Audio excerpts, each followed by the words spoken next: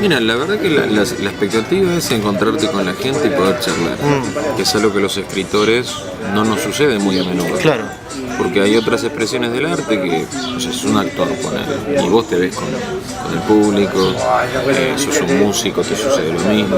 Cuando sos un escritor, vos trabajás en un ámbito de mucha soledad y después salen los libros y a lo mejor te enterás de que tus libros gustaron, suponete porque se vendieron bien. Claro. Pero vos no le ves la cara al lector mientras lees, ni estás en lo que piensa o en lo que siente. Este tipo de encuentros son estupendos justamente para eso, para que a lo mejor los lectores puedan preguntar y charlar un montón de cosas que les suscitaron las cosas que vos escribiste, y lo mismo para vos, para como un modo de cerrar el círculo que dejaste abierto cuando escribías.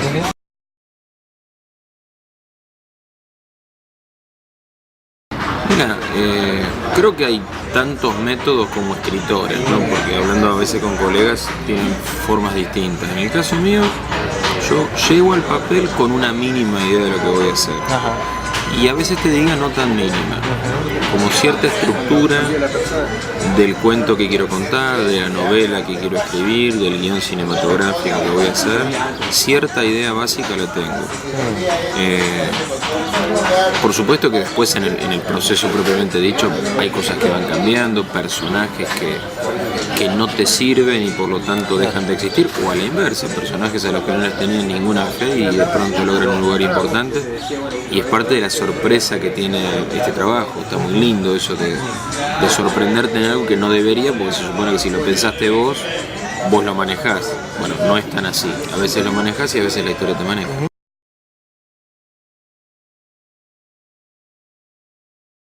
Yo creo que lo que te cambia es lo ambicioso que sea la historia que querés contar. Ajá. Digo, si vos tenés un chispazo, una imagen, 3 o 4 personajes y una situación de impacto final, bueno, eso es un cuento. Claro. Pero es un cuento por la idea, porque la idea surgió de esa manera. Y a veces cuando vos sentís que esa imagen viene de muy atrás, o que hay un montón de cosas que han llevado a eso, que involucra más personajes, que requiere otro desarrollo de ramas laterales, bueno, eso es una novela.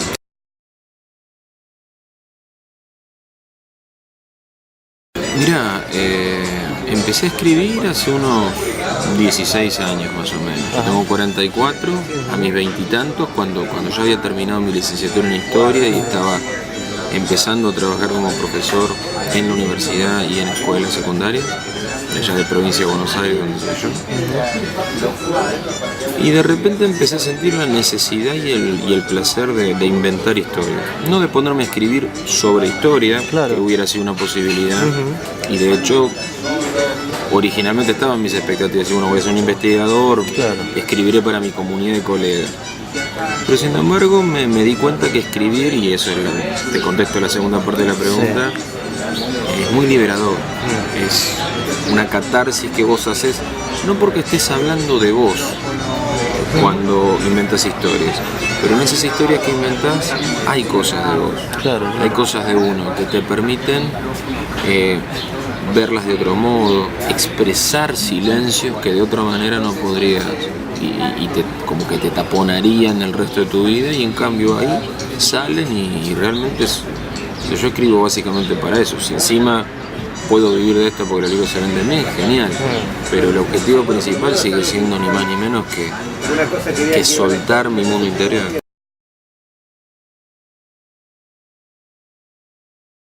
Mira, en este momento decir eso en la Argentina es casi escupir para arriba, porque viste, en cualquier momento, Seguro. primero que es muy difícil de lograr, y es muy difícil de que deje de suceder. Claro. Pero yo te diría que con un combo entre los libros y los guiones de cine y yo qué sé, vivís. Por supuesto que no te vas a enriquecer, Claro.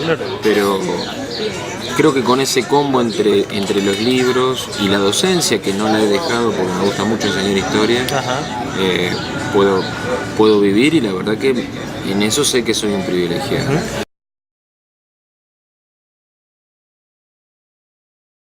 Absolutamente. Yo te diría que hay como 2 enormes espaldarazos que recibió mi carrera como escritor. El primero fue el de Alejandro Apo, en Radio Continental. ¿Vos ya lo de Buenos conocías, Aires. Alejandro? No, Mirá vos. no. Yo era un simple oyente de Radio Continental, me Ajá. gustaba Víctor Hugo, me gustaba Apo. Claro. Estoy hablando del año 95, 96, cuando yo estaba empezando a escribir algunos cuentos. Claro. De esos pocos cuentos, algunos hablaban de fútbol y me animé a mandárselos. Ajá. Pero como cualquier oyente, bueno, en esa época no era ni por correo electrónico, era meterlos en un sobre y dejarlos en recepción de la radio. Y que Alejo, con esa inconsciencia feliz que él tiene, viste, los agarrar, los empezar a leer al aire. Y eso fue como un trampolín enorme para después, cuando tuve 12, 13, 15 cuentos que hablaban de fútbol, ir a una editorial de Buenos Aires y poder publicarlo. Claro. Porque una cosa es ser un desconocido y punto. Claro. Y otra cosa es un desconocido, pero que tú decís, mirá, no, estos cuentos los lee Apo, a la gente le gusta. Claro. Trampolín fenomenal. Y sin duda, el hecho de que Campanella se copara con esos libros de cuentos, me conociera a partir de los cuentos, ya publicados, ¿no? Sí. Y trabáramos relación y empezáramos a especular con, bueno, alguna vez vamos a hacer algo juntos, cosa que para mí era todo un privilegio. Claro, que seguro. Un tipo grosso como Campanella te venga con eso. Y cuando publiqué La pregunta de sus ojos, que fue mi primera novela, Campanella se entusiasmó de una manera rotunda y entonces, bueno, hacer el guión, hacer la película, nada menos que con él, con todo lo que el tipo le aporta al cine, y que fuera el exitazo que fue como así otro trampolín sobre el otro trampolín, como para que realmente esto que hablamos antes, pues decir, y bueno, entre este kiosquito de los libros, el kiosquito del cine y el kiosquito de la docencia, puedo vivir. Totalmente. Mira, yo creo que es muy importante para cualquiera que escribe. ¿Viste? A veces me preguntan, ¿qué hago? Mira, es muy importante compartirlo, que a muchos nos cuesta mucho compartirlo. Porque, viste, vos cuando escribís, ponés mucho de vos. Te expones mucho, te desnudás en un montón de sentidos y eso naturalmente te puede generar mucho pudor. Seguro. Entonces el hecho de la ambivalencia de no quiero mostrar esto que es tan mío y que me lo destruyan, que puede pasar, porque puede ser que esté mal escrito. Seguro. A todos nos puede pasar. Seguro. Que te digan, no, mira, sí, a vos te gusta mucho o expresa mucho lo que sentís, pero a los demás no les va a gustar. Es fundamental la opinión del otro, ¿no? Es fundamental, pero esa opinión, si somos capaces de aprovechar esas opiniones, ahí es donde realmente madurás, me parece, como escritor.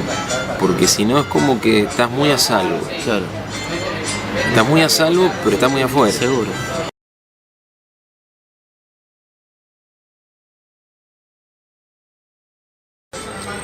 Sí, da otra tranquilidad. La verdad es eso. O sea, ¿Y los tiempos son diferentes? Mira, los tiempos son diferentes en el sentido que como en buena medida vivo de esto, yo capaz que le puedo dedicar 5 o 6 horas por día. Claro. Lo que es un privilegio. Claro. O le puedo dedicar a la docencia un par de mañanas de la semana, Claro. que es otro privilegio. No es que como hace 10 años yo tenía que tener 60 horas de clase, Seguro. y con lo que me quedaba de cerebro me quedaba despierto la noche escribiendo. Claro, claro. En ese sentido estoy mucho más cómodo y tengo una situación privilegiada para escribir. Pero en el fondo me parece que, digamos, lo que sigue siendo igual es este placer y este gusto por... El objetivo sigue siendo el mismo.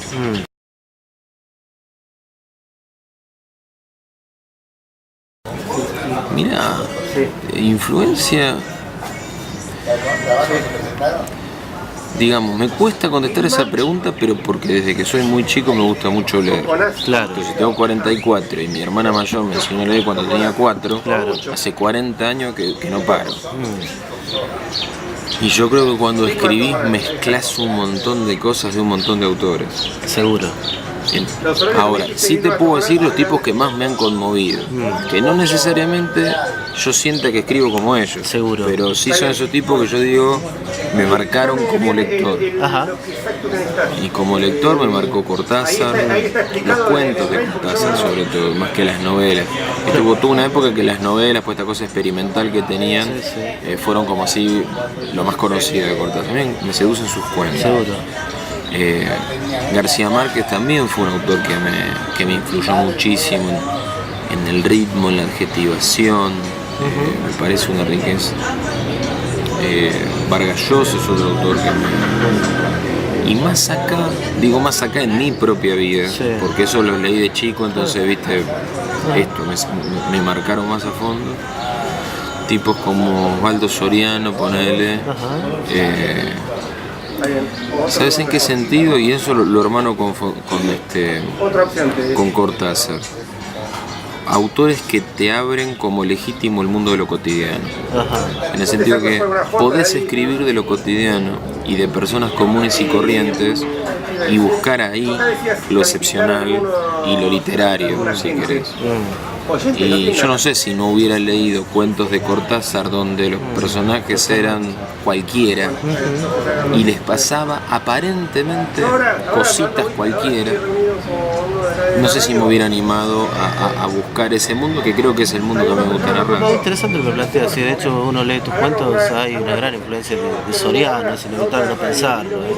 Mira, yo creo que está Y creo que cualquiera que escribe de fútbol y lo leyó a Soriano no puede no pegarle, ¿no? Yo creo que en lo que más me siento influenciado, si querés, más cerca de Soriano, es en este universo compartido del mundo acá a la vuelta.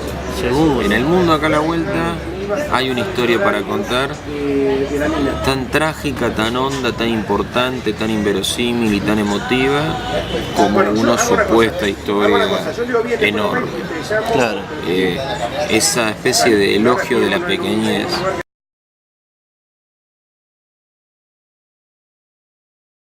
Mira, repercute, creo, en no mandarte macanas de anacronismo. Ajá. Quiero decir,